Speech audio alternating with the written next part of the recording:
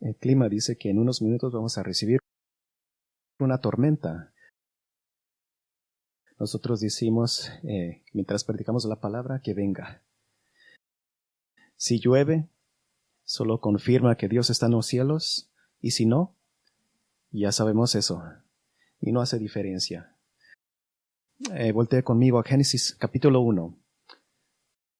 Génesis 1, si está estado aquí por las 2 sermones de nuestra serie, quizás está que siempre volteemos a Génesis 1 y está en lo correcto.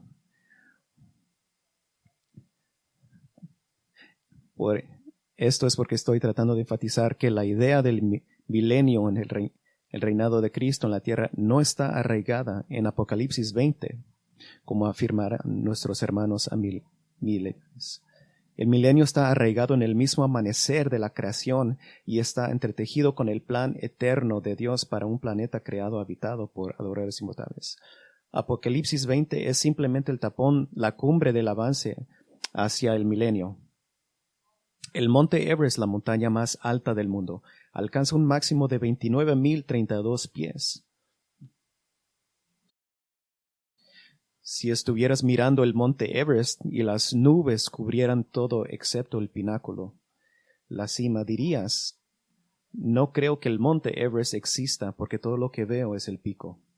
Tú podrías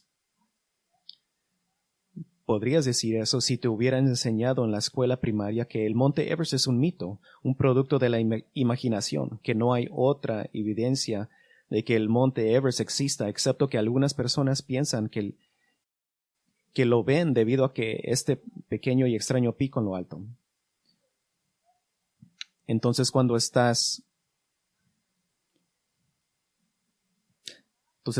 parado debajo y las nubes cubren todo, menos el pico, debido a que has sido adoctrinado de que el monte Everest en realidad no existe, estarías convencido por tus propios ojos que el monte Everest en realidad no existe.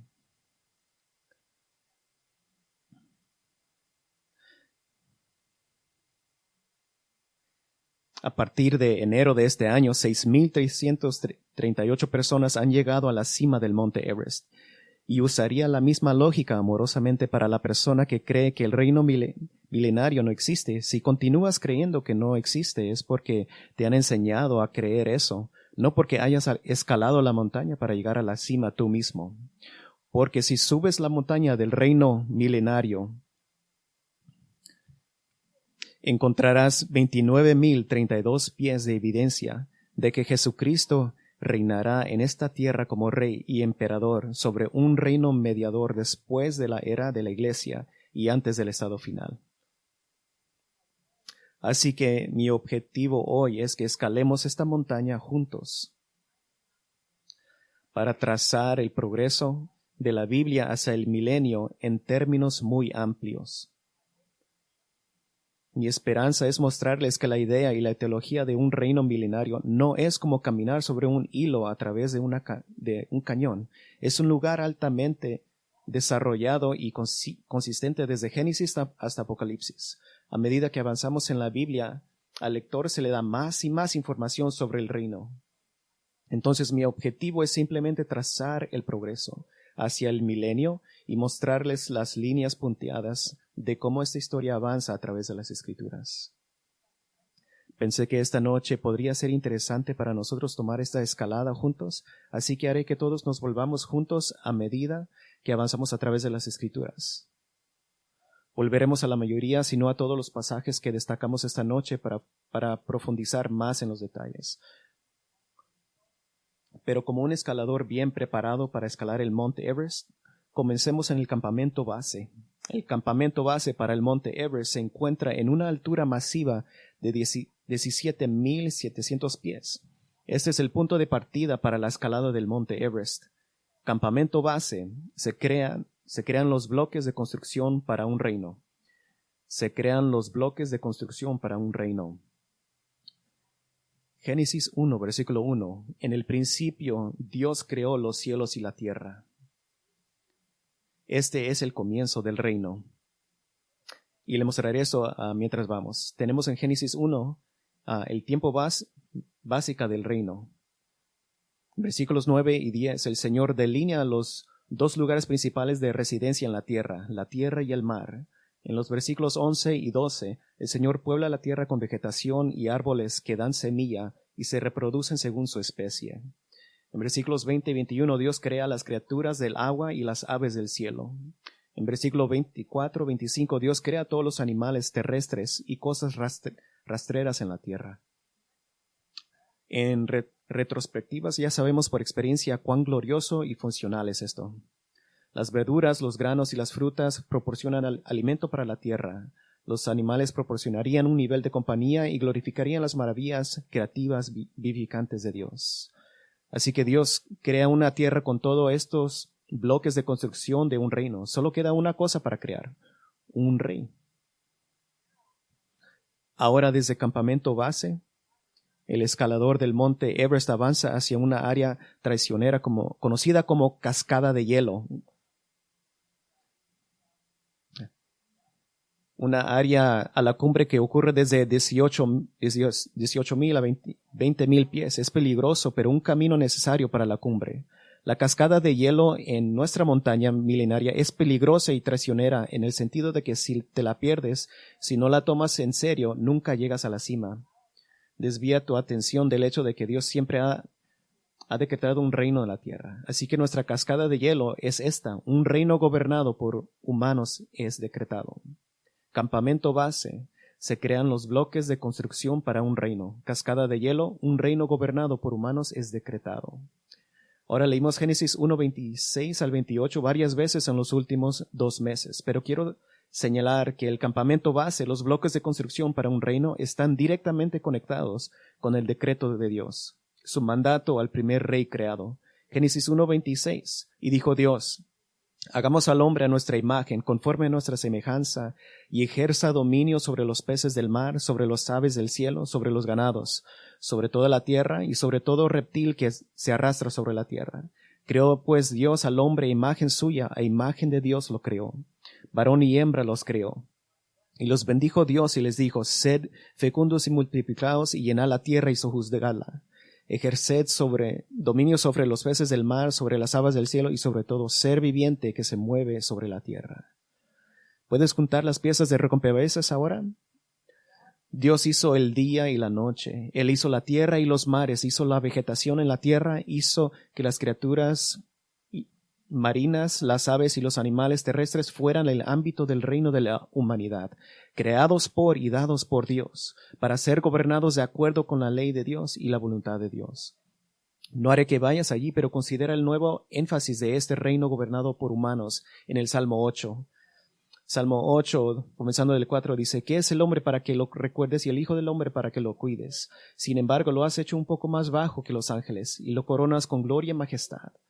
Tú le haces gobernar sobre las obras de tus manos. Has puesto todas las cosas bajo sus pies, todas las ovejas y bueyes y también los animales del campo, las aves de los cielos y los peces del mar, todo lo que pasa por los caminos de los mares.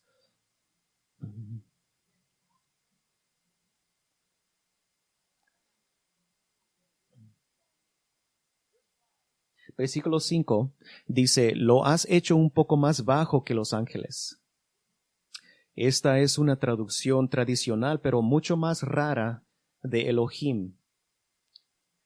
Esta traducción se remonta a la Septuaginta, la traducción griega del Antiguo Testamento. Pero es apropiado traducir esto: lo hiciste un poco más bajo que Dios. En el contexto del claro dominio de la humanidad sobre la tierra y el hecho de que el Salmo 8 obviamente hace referencia a Génesis 1, parece apropiado enfatizar que la humanidad fue hecha a imagen de Dios, un poco más baja que Dios. Si conoce su Biblia, quizás está imaginando cómo vamos a lidiar con Hebreos 2, 7 y 9. Ambos pueden ser correctos. Y de hecho, en el contexto del Salmo 8, el énfasis es que la humanidad se ha hecho un poco más baja que Dios. Y en Hebreos 2, 7 y 9, el énfasis es que Jesús, como hombre, fue hecho por un tiempo incluso un poco más bajo que los ángeles. Los dos pueden ser correctos, no hay necesidad de hacer una elección. La humanidad es un poco más baja que Dios en términos de ser creada a su imagen para hacer su voluntad, en la tierra que Él hizo como un reino. Y somos un poco más bajos que los ángeles, como el énfasis da en Hebreos 2, en que estamos atados en nuestros cuerpos físicos. Los ángeles son seres espirituales, son seres espiritualmente libres que van y vienen a la tierra, incluso en forma física a veces. No podemos ir y venir de la forma física a la espiritual, excepto una vez en nuestra muerte. Pero se acerca un día cuando, como dice Pablo en 1 Corintios 6:3, que los santos juzgarán a los ángeles. A lo sumo, esto significa que ayudaremos en la condenación de los demonios y gobernaremos sobre los santos ángeles en el reino venidero. Al menos será autoridad sobre los santos ángeles. En Hebreos 1:14 dice que los ángeles son enviados para prestar servicio por el bien de los que heredarán la salvación. Pero independientemente del punto de vista que tomes del Salmo 8, versículo 5, los versículos circuncidantes se conectan claramente con un reinado real de la humanidad que hace referencia a Génesis 1. Estamos coronados de gloria y majestad. Gobernamos sobre las obras de las manos de Dios. Todas las cosas están puestas bajo nuestros pies. Ese es lenguaje de sujeción. Sí captó las imágenes, la corona sobre la cabeza, el gobierno sobre la obra de las manos de Dios, todas las cosas puestas bajo nuestros pies. ¿Por qué está eso allí? Estas son imágenes físicas que reflejan una regla física sobre un mundo físico, en un glorioso reino material y muy real, no solo invisible o espiritual, en la tierra. Ahora, todavía aquí en Génesis 1, a Adán y Eva se les dio específicamente autoridad sobre el reino físico de la tierra, peces, pájaros, cosas que se mueven en la tierra. Y Dios le dio a Adán un privilegio específico para demostrar la autoridad gobernante de Adán. Ve a Génesis 2, versículo 19. Génesis 2, 19. Y el Señor Dios formó de la tierra todo animal del campo y toda ave del cielo.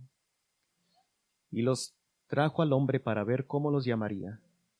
Y como el hombre llamó a cada ser viviente, ese fue su nombre. Y el hombre puso nombre a todo ganado y a las aves del cielo y a toda bestia del campo. Mas para Adán no se encontró una ayuda que fuera idónea para él. Adán ha nombrado a todos los animales.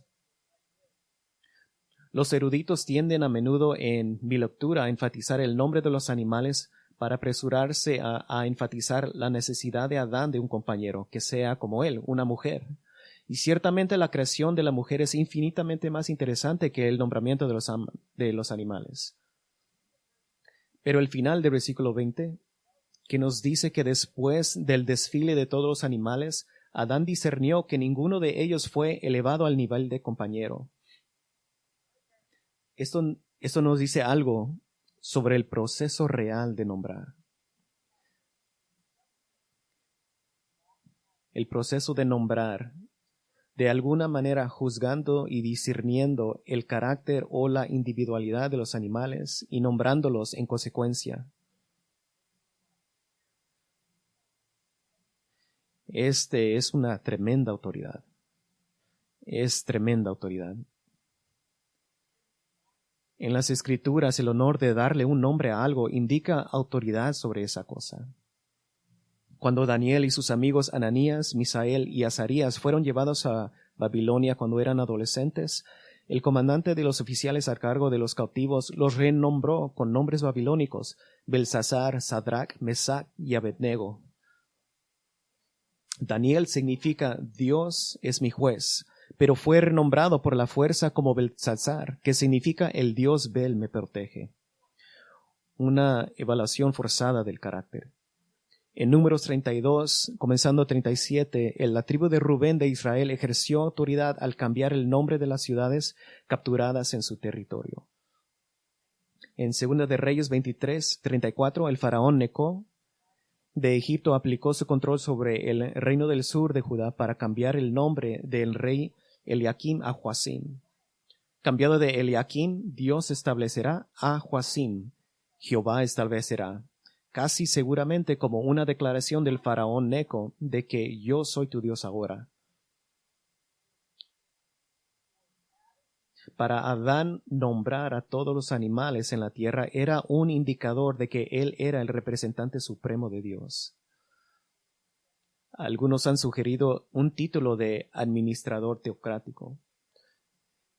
Esa es una descripción técnica precisa, pero yo agregaría que las acciones de Adán son muy parecidas a las de un rey. No es un rey supremo en competencia con Dios, pero es como un rey, sin embargo. Considere esta evidencia. El término hebreo para tener dominio usado 2 veces en Génesis 1:26 al 28 es el mismo término usado del futuro reinado del Mesías en el Salmo 110:2. Jehová extenderá tu fuerte cetro de Sión, diciendo, ten dominio en medio de tus enemigos. El término hebreo para someter, usado en Génesis 1:28, significa poner algo en esclavitud o ejercer dominación sobre algo.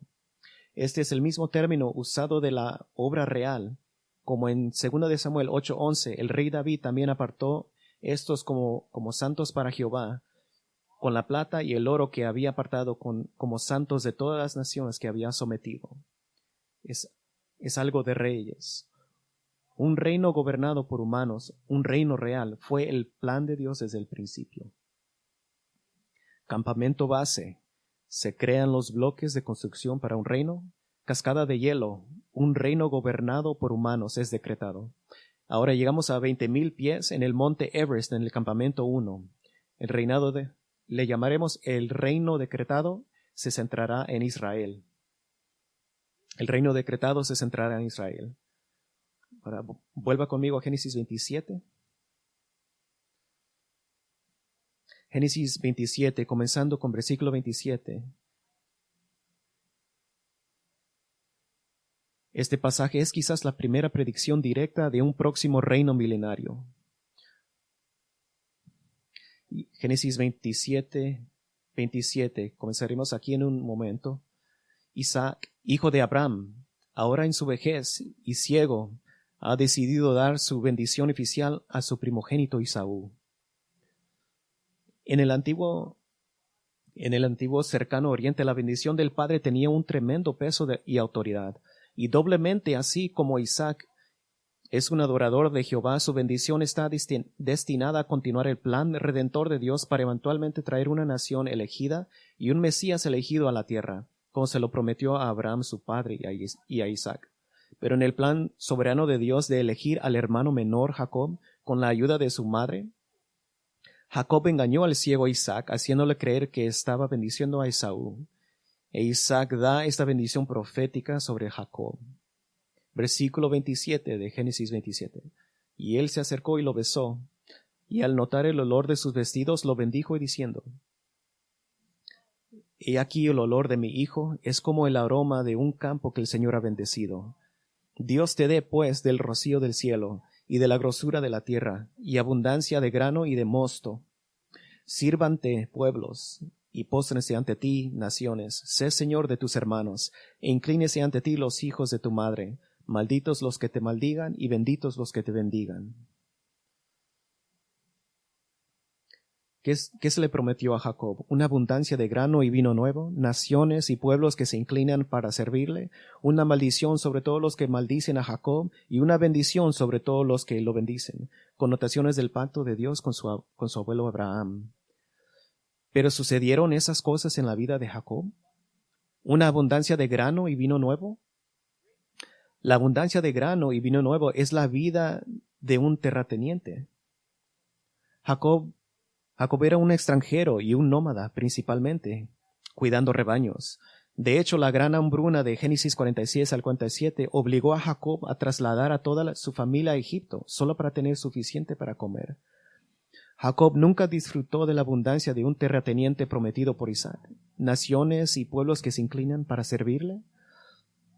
Al contrario de esto, Jacob sirvió a su tío Labán durante 20 años como un siervo muy maltratado. Jacob se inclinó ante su hermano Esaú 7 veces con humildad y esperando misericordia en Génesis 33. Inclinarse ante alguien 7 veces indicaba que lo estabas tratando como un rey. Jacob humildemente se presentó ante el faraón de Egipto a su merced, un breve invitado en el palacio del rey. Pero ni una sola nación se inclinó ante Jacob.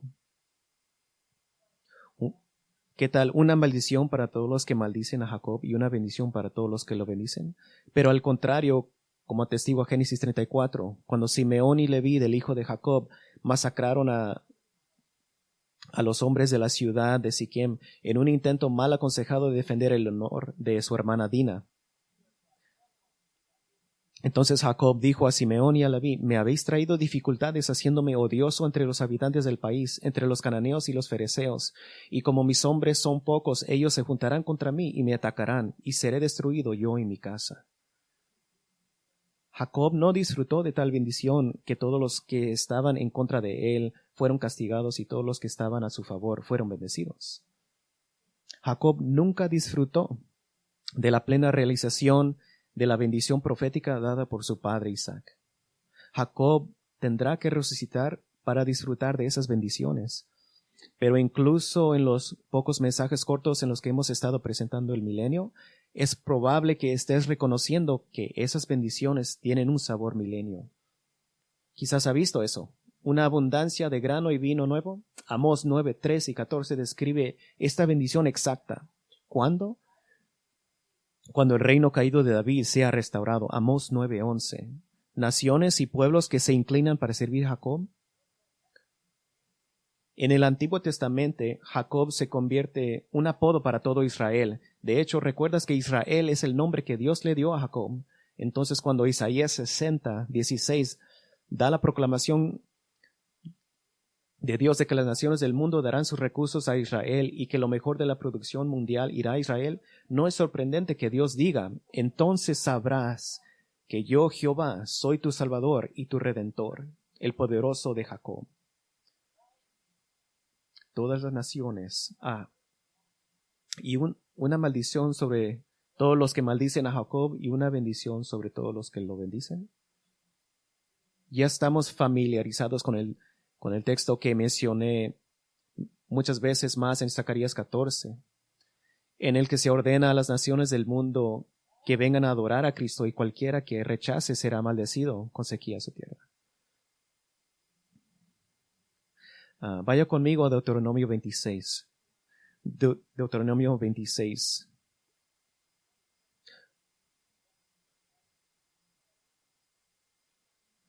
Deuteronomio 26. Vamos a ver una breve bendición de Moisés al pueblo de Israel. Deuteronomio 26, versículo 18, al último del capítulo. Y el Señor ha declarado hoy que tú eres su pueblo, su exclusiva posesión, como Él te prometió, y que debes guardar todos sus mandamientos, y que Él te pondrá en alto sobre todas las naciones que ha hecho, para alabanza, renombre y honor, y serás un pueblo consagrado al Señor tu Dios, como Él ha dicho. A pesar de esta bendición, si estás familiarizado con Deuteronomio, sabes que en el capítulo 27 y la mayor parte del capítulo masivo 28 contiene maldiciones sobre Israel por desobediencia y deslealtad al pacto, todo lo cual se hizo verdadero debido a la infidelidad de Israel.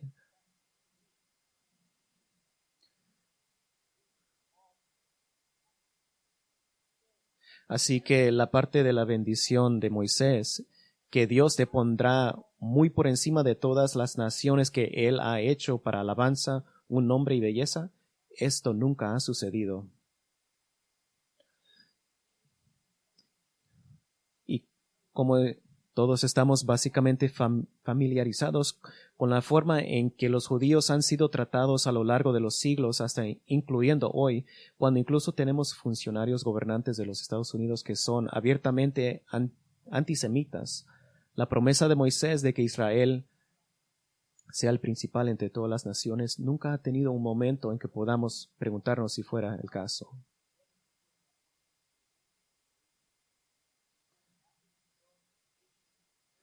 Esto no sucederá hasta que como nación se conviertan y a nivel nacional estén bajo las bendiciones del nuevo pacto en Cristo.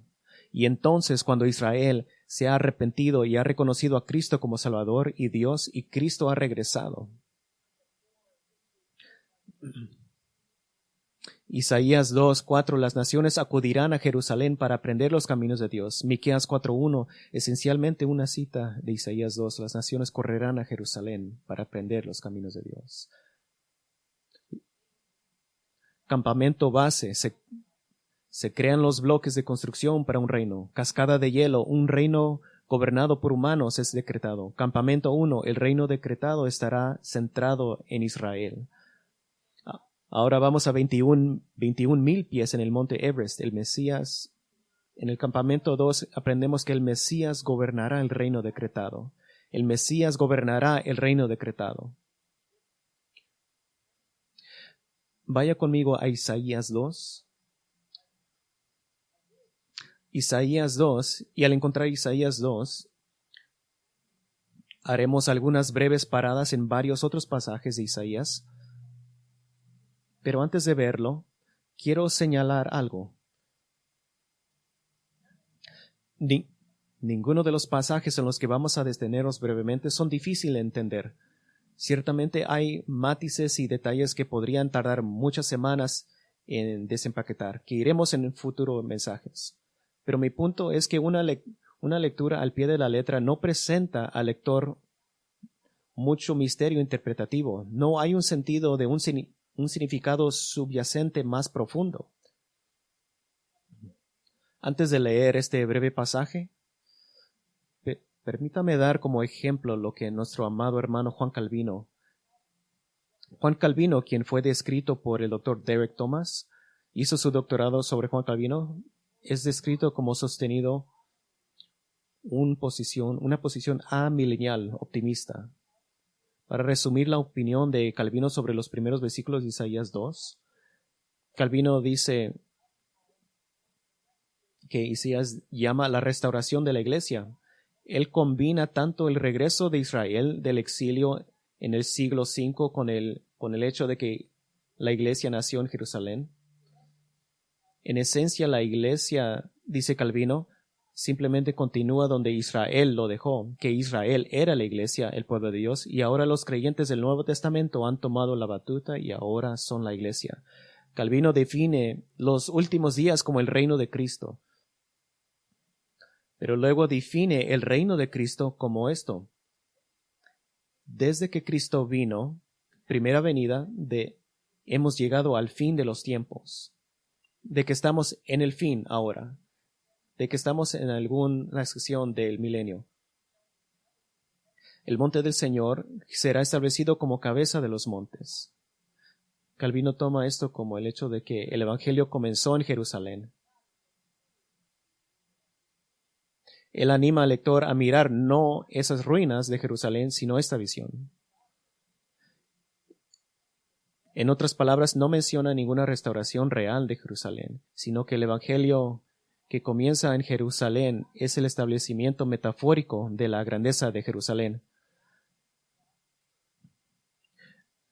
Así que este punto de vista amilenial, en particular, dice los últimos días son ahora durante esta era Israel.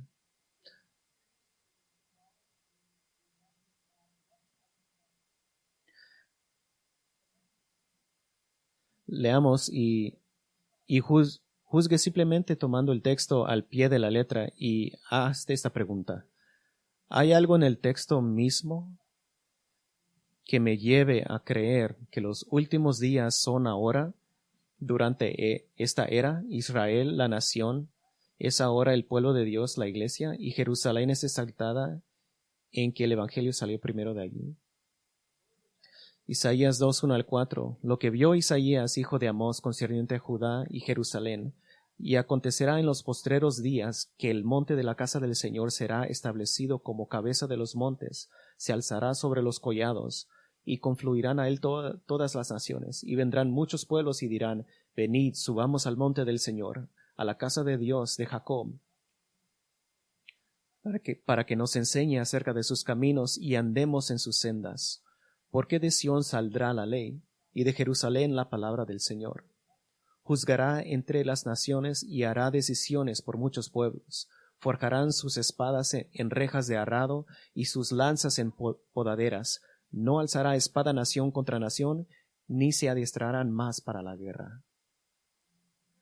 No hay nada en el texto mismo que indique esa interpretación de Juan Calvino como ejemplo.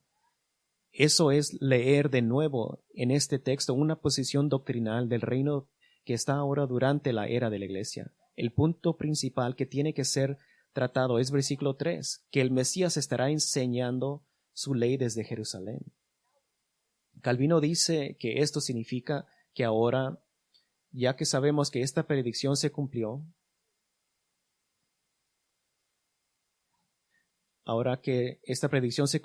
cuando la predicción del Evangelio comenzó en ese mismo lugar, él dice, porque Cristo enseñó por primera vez en Jerusalén. Por lo tanto, Calvino dice que como Cristo enseñó por primera vez en Jerusalén, de esto es lo que Isaías está hablando. Hay dos observaciones. Primero, esto no trata adecuadamente con las naciones que fluyen a Jerusalén en versículo 2, y el Mesías juzgando entre las naciones de Jerusalén, algo que Jesús nunca hizo cuando estuvo en la tierra. Segundo, Jesús no enseñó primero desde Jerusalén. Comenzó su enseñanza en la región de Galilea, en la ciudad de Capernaum, a unas 80 millas de Jerusalén, en la línea recta. Mateo 4:12 nos dice esto. Pero ¿qué dice el texto en sí? En los últimos días, Jerusalén, donde estará el templo reconstruido de Dios, se establecerá como la ciudad cabeza. Todas las naciones viajarán a Jerusalén. ¿Por qué? Porque el Mesías está allí, gobernando por medio de instruir en su ley. Desde Jerusalén, el Mesías Rey juzgará entre las naciones, tomando decisiones. Él hará cumplir la transformación de las armas de guerra en implementos agrícolas e impedirá toda guerra en la tierra. Vaya unas páginas a Isaías 9. En Isaías 9 tenemos uno de los muchos ejemplos de un relato de la primera venida y la segunda venida del Mesías en una historia. ¿Y por qué es esto? La razón que esto sucede, y particularmente en Isaías, dos razones. Porque la era de la iglesia es un misterio en el Antiguo Testamento. Colosenses 1:24-26 dice que la era de la iglesia es un misterio. La otra razón, porque cuando Cristo vino la primera vez, hizo una oferta genuina del reino a Israel, que ellos rechazaron.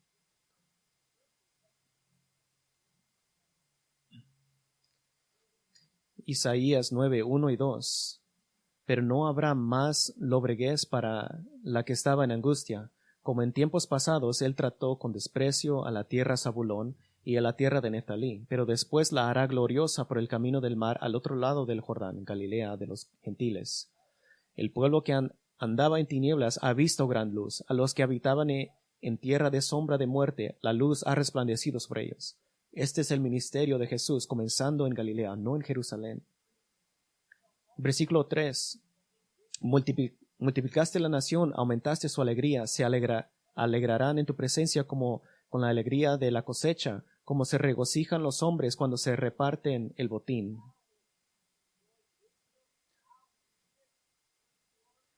Versículo 4. Porque tú quebrarás el yugo de su cargo, el báculo de sus hombros, y la vara de su opresor como en la batalla de Madián, porque toda bota que calza el guerrero en el fragor de la batalla. Un momento, ¿por qué estamos en una batalla? ¿Por qué estamos de repente en una batalla?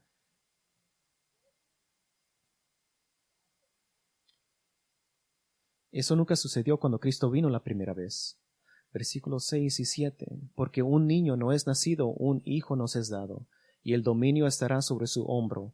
Se llamará su nombre admirable, consejero, Dios fuerte, Padre eterno, príncipe de paz. Lo dilatado de su dominio y la paz no tendrán fin sobre el trono de David y sobre su reino, para afirmarlo y fortalecerlo con derecho y con justicia desde ahora y para siempre. El celo del Señor de los ejércitos hará esto. Ahora, porque un niño nos será, un hijo nos será dado. La encarnación del Hijo de Dios tomando una segunda naturaleza, una naturaleza humana que incluye cuerpo, alma y voluntad. Esto sucedió en su concepción en el vientre de mi gemelo. Pero todo lo demás no ha sucedido. pero la descripción es gloriosa, el gobierno del mundo sobre sus hombros, sus acciones como admirable, consejero, Dios fuerte, Padre eterno, príncipe de paz. No hay fin a su influencia y control sobre el mundo. Él gobernará en el trono de David, él establecerá la justicia y la rectitud. Ahora escuche cuidadosamente. Una de las grandes cosas acerca del versículo 6, que va de un niño que nos nace, es que nadie puede confundir el resto del versículo 6 y 7 como una presencia terrenal física de Cristo. Esto no es de alguna manera una regla espiritual o invisible del cielo, no. Este es un reinado terrenal del Hijo que nació en la tierra, y estos van conectados, no los puede separar. Vaya unas páginas a Isaías 11. En Isaías 11 todos los teólogos a milenio y premilenio están de acuerdo en que Isaías 11 habla del Mesías proféticamente. Isaías 11:1. Un retoño brotará del tronco de Isaí y un vástago de sus raíces dará fruto. Sobre él reposará el Espíritu del Señor, espíritu de sabiduría y inteligencia, espíritu de consejo y de fortaleza, espíritu de conocimiento y de temor del Señor. Isaí, el padre de David, aparece como el progenitor de Cristo, el hombre. El versículo 2 indica la obra completamente controlada por el Espíritu de Cristo en la tierra. Hay argumentos para ambos y definitivamente afirmaríamos que Jesús trabajó perfectamente en el poder del Espíritu Santo en su ministerio de 3 años y medio en el primer siglo. Pero entonces mira la obra del Mesías. Versículo 3. Él se deleitará en el temor del Señor. No juzgará por lo que vean sus ojos, ni arbitrará por lo que se oigan sus oídos, sino que juzgará con justicia y a los pobres, y con equidad arbitrará a favor de los afligidos de la tierra, golpeará la tierra con la vara de su boca, y con el aliento de sus labios dará muerte al impío. Él está tomando decisiones y juicios. Tenga en cuenta, por cierto, que Jesús el Rey, Dios hombre,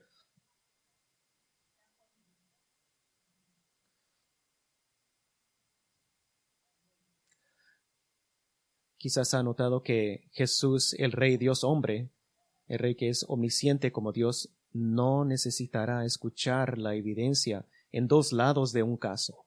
Él es omnisciente y sabrá la verdad y lo que debe hacerse. Si un juez hoy fuera omnisciente, podría pasar por la corte en un día. Así, Cristo,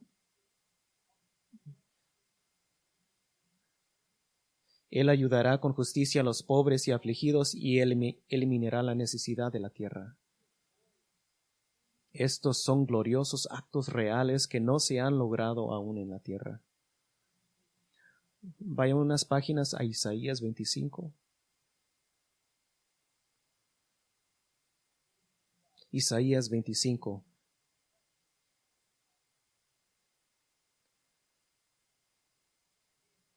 En Isaías 25 tenemos la presencia física del Rey, inconfundible. Isaías 25, versículo 6. Sobre este monte el Señor de los ejércitos hará a todos los pueblos un banquete de manjares, un banquete de vinos añejos, manjares suculentos y refinados vinos añejos.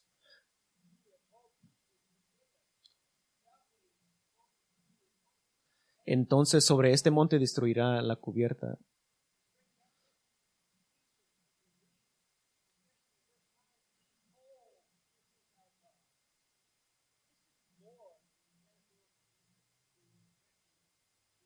Esto es más que un uso metafórico de la intersección hebrea. He aquí como alguna manera, presenta atención a mis palabras. No, esto es contempla como alguien que señala a alguien que puedes ver. Este es el mismo sentido usado cuando Moisés vio al ángel del Señor en la zarza ardiente. Y el ángel de Jehová se le apareció en fuego ardiente en medio de la zarza y miró, y he aquí el arbusto estaba ardiendo con fuego, pero el arbusto no se consumió. Vaya conmigo a Salmo 72. Salmo 72. Este es un salmo de Salomón, el hijo del rey David, y es una oración por su habilidad y sabiduría como rey de Israel. Es una oración de corazón. En los primeros versículos 4 tiene mucho sentido. A Salomón, oh Dios, da tus juicios al rey y tu justicia al hijo del rey. Él juzgará a tu pueblo con justicia y a tus pobres con rectitud. Los montes producirán paz para el pueblo y las colinas justicia. Juzgará a los pobres del pueblo, salvará a los hijos del necesitado y quebrantará al opresor. Si usted fuera un rey, oraría de esta manera. Pero entonces la oración de Salomón da un giro en sus deseos de dominio. Y las peticiones se cumplen en la vida de Salomón en forma localizada, en miniatura, pero no a la medida en que él pide. Vea versículo 8. Dominará de mar a mar y desde el río hasta los confines de la tierra. Delante de él se postrarán los habitantes del desierto y sus enemigos lamerán el polvo. Los reyes de Tarsís y de las costas del mar le traerán presentes. Los reyes de Saba y de Seba le presentarán tributo. Ante él se arrodillarán todos los reyes y le servirán todas las naciones. Esto es dominio mundial total, cada rey en la tierra inclinándose ante el rey. Y esto se hace evidente que incluso Salomón sabe que esto no se cumplirá en él. Versículo 17. Para siempre será su nombre, será perpetuado mientras dura el sol. En él serán benditas todas las naciones y lo llamarán bienaventurado. Bendito sea el Señor Dios, Dios de Israel, solo él hace maravillas. Bendito sea para siempre su nombre glorioso, toda la tierra sea llena de su gloria. Amén y amén.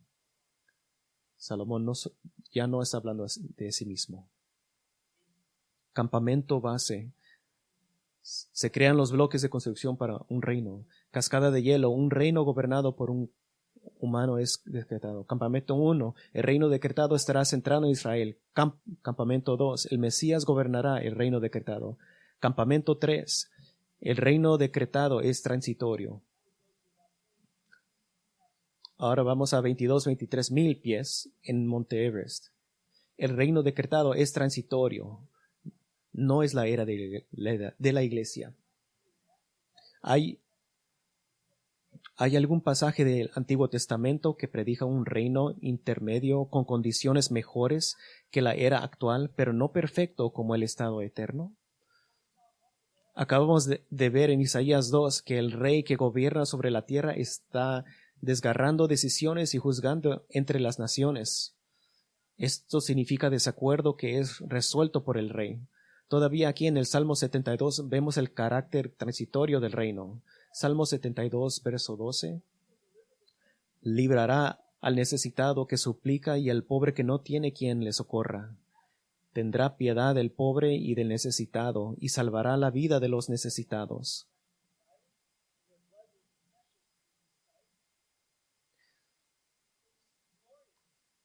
Este es un glorioso y misericordioso aviso de una intervención mesiánica en un mundo que todavía necesita ayuda para los afligidos. Mencionamos la última vez Isaías 65:20, en el que la muerte todavía existe. Sin embargo, el que muere a la edad de 100 años es un joven maldito por Dios. Volvamos al Antiguo Testamento, Zacarías 8. Zacarías 8 comienza con una declaración inconfundible de la presencia física y el gobierno de Cristo. No podría ser más claro. Zacarías 8. Zacarías 8, versículo 3.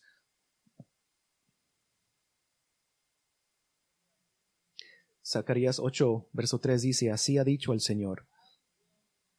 Yo he vuelto a Sión. Paremos allí. No podría ser más claro. Yo he vuelto a Sión y habitaré en medio de Jerusalén. Jerusalén se llamará ciudad de verdad y el monte del Señor de los ejércitos, monte de santidad. Pero ¿cuáles son las condiciones de la tierra en este momento? Mejor que ahora, pero no perfeccionado como el estado eterno. Vea versículo 4 y 5. Así ha dicho el Señor de los ejércitos.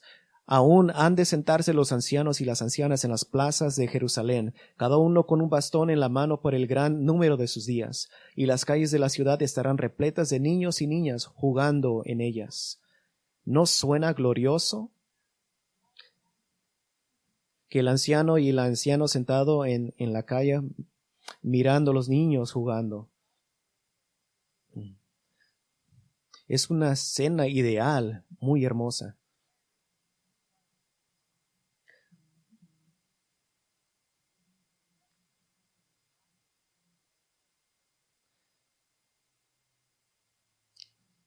Jesús dijo que los santos resucitados no serán dados en matrimonio, sino que son como los ángeles que no se reproducen. Mateo 22:30. Y nunca diríamos que habrá hombres viejos y mujeres que son eternamente viejos y ancianos que necesitan un bastón que los ayude a caminar. Y nunca diríamos que en esta era todos los pueblos de la tierra buscan ansiosamente a un judío para hablarles de Dios. Ni diríamos en el estado eterno que habría alguno que necesite que se le hable de Dios. Pero esa es precisamente la situación en el estado intermedio cuando Cristo está gobernando. Vea al fin de Zacarías 8, versículo 20. Zacarías 8:20. Así ha dicho el Señor de los ejércitos.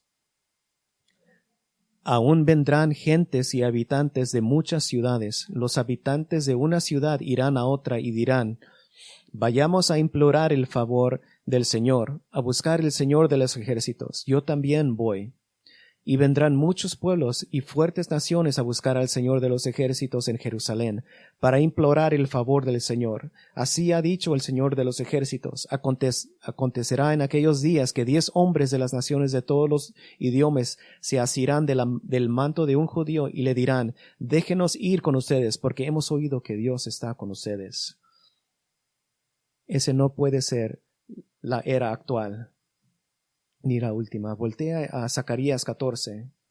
Para cuando terminemos esta serie sobre el milenio, su Biblia se volverá a Zacarías 14 por sí misma.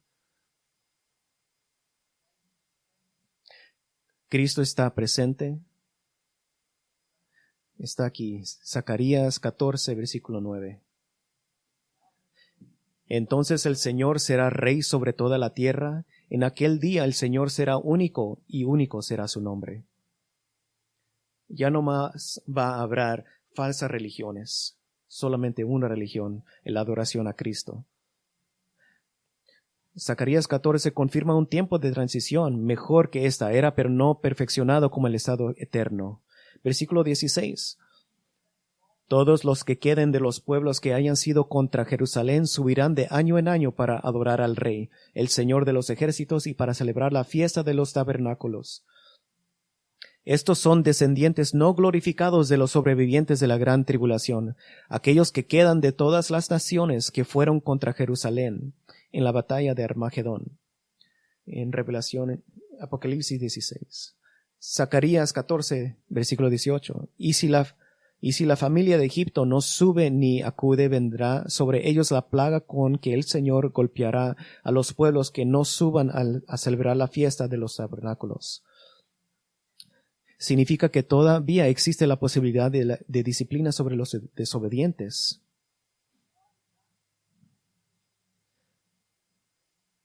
En esta era Dios no está castigando inmediatamente a los desobedientes y en el estado final no habrá nadie desobediente.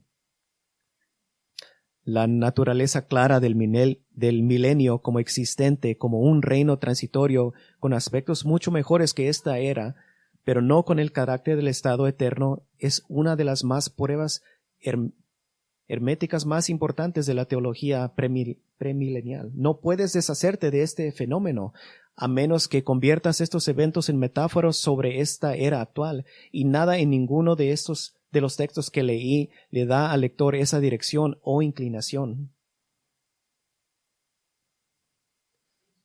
Campamento base. Se crean los bloques de construcción para un reino. Cascada de hielo, un reino gobernado por humanos decretado. Campamento 1, el reino decretado estará centrado en Israel.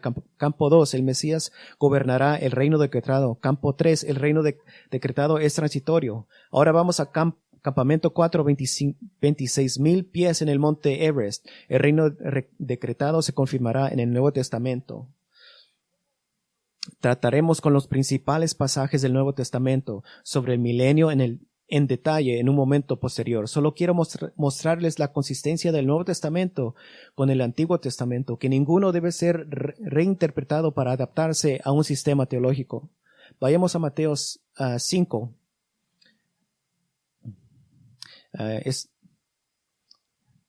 Mateo capítulo 5, versículo 5. Bienaventurados los mansos, porque ellos recibirán la tierra por heredad. Tal vez recuerdes que para el judío que escuchaba el sermón del monte, la idea de herencia nunca significaría el mundo entero. Y argumentamos que los que Jesús está diciendo es que Israel, en el enfoque nacional del Evangelio de Mateo, heredará la tierra, es decir, la tierra prometida. Hice un breve caso para esto hace un par de semanas y pasaré un mensaje completo sobre este versículo en una parte posterior de nuestra serie del milenio. Vaya a Mateo 19, 28. Jesús va a ser francamente claro con los apóstoles en cuanto a lo que Él hará y lo que ellos harán. Mateo 19, 28. Jesús les dijo: de cierto les digo que en el tiempo de la regeneración, cuando el Hijo del Hombre se siente en el trono de su gloria, ustedes que me han seguido se sentarán también sobre 12 tronos para juzgar a las 12 tribus de Israel. Jesús sentado sobre su trono glorioso, los apóstoles como gobernadores juzgando a las 12 tribus de Israel. Voltee a Mateo 25, versículo 31. Mateo 25, 31. Jesús va a hacer referencia claramente a su segunda venida para gobernar. Mateo 25, 31. Cuando el Hijo del Hombre venga en su gloria y todos los ángeles con él, entonces se sentará sobre el trono de su gloria, y todas las naciones serán reunidas delante de él. Él separará los unos de los otros como cuando el pastor separa las ovejas de los cabritos, y pondrá las ovejas a su derecha y los cabritos a su izquierda. Elementos clave: las naciones todavía existen. Cristo ha venido, todos los ángeles han venido. Él está sentado en su trono glorioso. No se puede decir que este sea el estado final todavía. Hay pecadores presentes y hay sobrevivientes de la gran tribulación presentes que serán salvos y serán juzgados dignos. Versículo 34. Entonces el rey dirá a los de su derecha: vengan benditos de mi Padre. Vaya a Lucas capítulo 21. Jesús está explicando eventos cósmicos masivos que van a suceder antes de que el reino de Cristo sea establecido en la tierra. Lucas 21, 25. Lucas 21, 25. Eventos cósmicos masivos. Entonces habrá señales en el sol, en la luna y en las estrellas. En la tierra habrá angustia de las naciones por la confusión ante el rugido del mar y del oleaje. Los hombres se desmayarán a causa del terror y de la expectativa de las cosas que sobrevendrán al mundo habitado, porque los poderes de los cielos serán conmovidos. ¿Y qué pasa después? Versículo 27. Entonces verán al Hijo del Hombre viniendo en una nube con poder y gran gloria. Cuando estas cosas comienzan a suceder, miren y levanten su cabeza porque su redención está cerca. Versículo 31. Así también ustedes, cuando vean que suceden estas cosas, sepan que el reino de Dios está cerca. Básicamente Jesús está a punto de ascender al cielo. Voltee a Hechos capítulo 1. Hechos capítulo 1, Jesús está a punto de ascender al cielo. Su tiempo con los apóstoles es limitado. Piense en todas las preguntas que podrían haberle hecho. Todas las preguntas. Pudieron decir: ¿qué piensas del bautismo infantil? hubiera guardado muchos libros y mucho debate. ¿Están bien los tambores en la iglesia?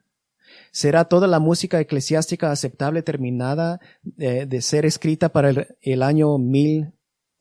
¿Por qué Martín Lutero se casará con una monja y por qué ella le propondrá matrimonio? Cuando las pandemias golpeen al mundo, ¿deberían las iglesias permanecer abiertas? ¿Estás seguro de que quieras que Pedro sea nuestro líder? Tantas preguntas que podrían haber hecho, pero había una pregunta candente. Hechos capítulo 1, versículo 6. Por tanto, los que están reunidos le preguntaban diciendo, Señor, ¿restituirás el reino a Israel en este tiempo? Su esperanza continua era que ahora, después de la resurrección, que Jesús iba a establecer su reino.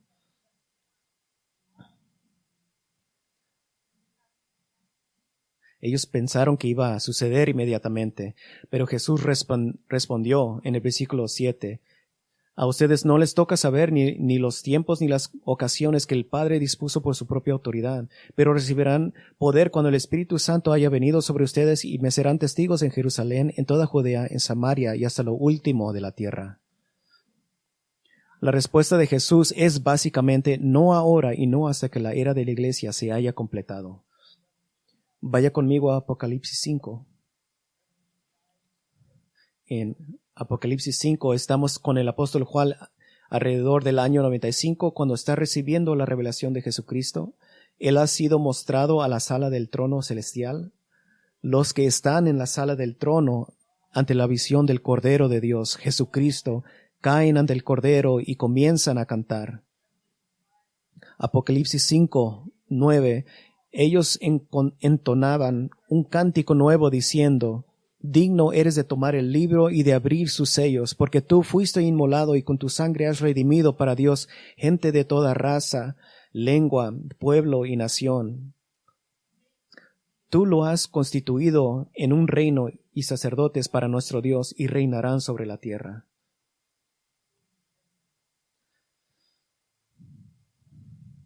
Afirman que salvó a las personas de cada tribu, de cada idioma y de cada gran grupo de personas y de cada grupo nacional de personas que reina sobre la tierra. Esto no ha sucedido, pero por supuesto Apocalipsis está lleno de la inmediatez de este reino venidero. Campamento base. Cascada de hielo, un reino gobernado por humanos es decretado. Campo 1, el reino decretado estará centrado en Israel. Campo 2, el Mesías gobernará el reino decretado. Campo 3, el reino decretado es transitorio. Campo 4, el reino decretado es confirmado en el Nuevo Testamento. Y últimamente, la cumbre del monte Everest. El reino decretado se logra en Apocalipsis 19 al 20. El reino decretado se logra en Apocalipsis 19 al 20. Vayamos unas páginas a Apocalipsis 19. Para alcanzar la cima del monte Everest, tienes que salir alrededor de las 11 de la noche, porque si todo va bien, es una caminata de 8 a 16 horas hasta la cima y de 4 a 8 horas de regreso al campamento. Y tiene 24 horas de caminata en una de las más peligrosas partes. Al nivel del mar, la persona de altura promedio puede ver el horizonte de la tierra 2.8 millas de distancia, pero en la cumbre literalmente estás en el punto más alto del planeta y si el día está despejado puedes ver el horizonte que está a 209 millas de distancia. La cumbre del milenio es Apocalipsis 19:20, pero como comenzamos a decir, es poco aconsejable pensar que la cumbre de alguna manera está sola. No, se encuentra en los 29,032 pies de fundamento. Ahora en Apocalipsis 19 vemos la preparación para el regreso de Cristo. Verso 11, vi el cielo abierto y he aquí un caballo blanco, y el que lo montaba se llamaba Fiel y Verdadero, y con justicia él juzga y hace guerra. Sus ojos son como llama de fuego, en su cabeza tiene muchas diademas y tiene un nombre escrito que nadie conoce sino él mismo. Está vestido de una vestidura teñida en sangre y su nombre es llamado la Palabra de Dios. Los ejércitos en el cielo le seguían en caballos blancos, vestidos de lino fino, blanco y limpio. De su boca sale una espada aguda para herir con ella a las naciones y él las guiará con cetro de hierro. Él pisa el lagar del vino del furor de la ira del Dios Todopoderoso. El regreso de Cristo es violento y sangriento. Versículo 17. Vi a un ángel que estaba de pie en el sol, y él gritó con gran voz a todas las aves que volaban en medio del cielo, diciendo: vengan, congréguense para el gran banquete de Dios, para que coman la carne de reyes, de comandantes y de los poderosos, y la carne de caballos y de sus jinetes, y la carne de todos, tanto de libres como de esclavos, tanto de pequeños como de grandes. Y vi a la bestia y a los reyes de la tierra y a sus ejércitos congregados para hacer la guerra contra el que estaba montado sobre el caballo y contra su ejército. Y la bestia fue tomada prisionera junto con el falso profeta que había hecho delante de ella las señales con que había engañado a los que recibieron la marca de la bestia y adoraban a su imagen. Ambos fueron lanzados vivos al lago de fuego ardiendo con azufre. Los demás fueron muertos con la espada que salía de la boca del que estaba sentado sobre el caballo, y todas las aves se hartaron de la carne de ellos. Y ahora, claramente, después del regreso de Cristo, en Apocalipsis 19,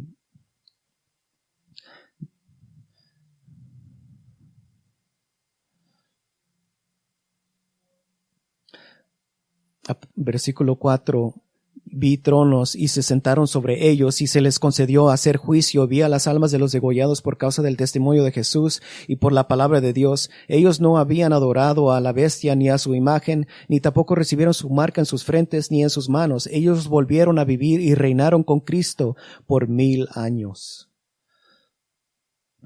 Y por primera vez, como es de esperar en la cumbre, tenemos una visión clara de la duración de este reinado de Cristo. Hemos estado en campamento base, cascada de hielo, campamento 1, 2, 3 y 4. Y ahora desde la cumbre, por primera vez, tenemos la visión clara, 6 veces más en los versículos 2 al 7. 1000 años, los 1000 años, 1000 años, los 1000 años, 1000 años, los 1000 años.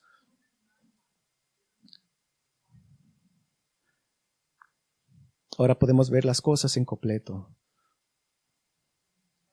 Ya que comenzamos hablando sobre el monte Everest, también podríamos notar cuál será el futuro del monte Everest. Apocalipsis 16, versículo 16. Y los congregó en un lugar que se llamaba en hebreo Armagedón. El séptimo ángel derramó su copa por el aire, y salió una gran voz del santuario desde el trono que decía: está hecho. Entonces se produjeron relámpagos y estruendos y truenos, y hubo un gran terremoto tan fuerte fue ese gran terremoto como jamás había acontecido desde que el hombre existe sobre la tierra. La gran ciudad se dividió en 3 partes, y las ciudades de las naciones cayeron, y la gran Babilonia fue recordada delante de Dios para darle a ella de la copa del vino del furor de su ira. Toda isla huyó, y las montañas no fueron halladas más. Adiós al monte Everest.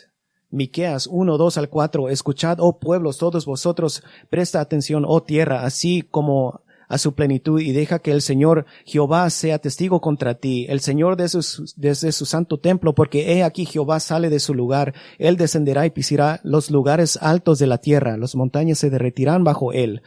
Miqueas 4:1. Ahora será que en los postreros días en el monte de la casa de Jehová será establecido como la cabeza de los montes, y será elevado por encima de los montes, y los pueblos fluirán hacia él.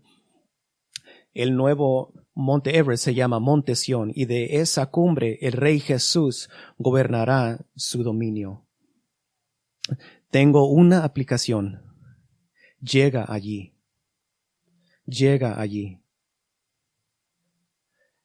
El monte Everest está salpicado de los cuerpos congelados de aquellos que no sobrevivieron a la escalada. Así el monte Sión es inalcanzable a menos que el Rey mismo sea tu Salvador y te haya concedido la entrada a su reino. Una aplicación. Llega allí. Te he probado desde Génesis a Apocalipsis. Este reino viene. Ha sido advertido. Esto viene.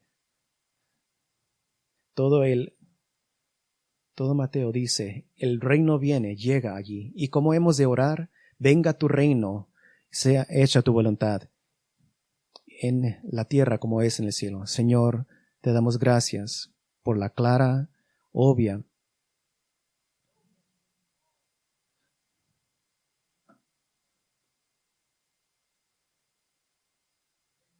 desde el primer verso de la Biblia hasta el último verso, el reino está por venir.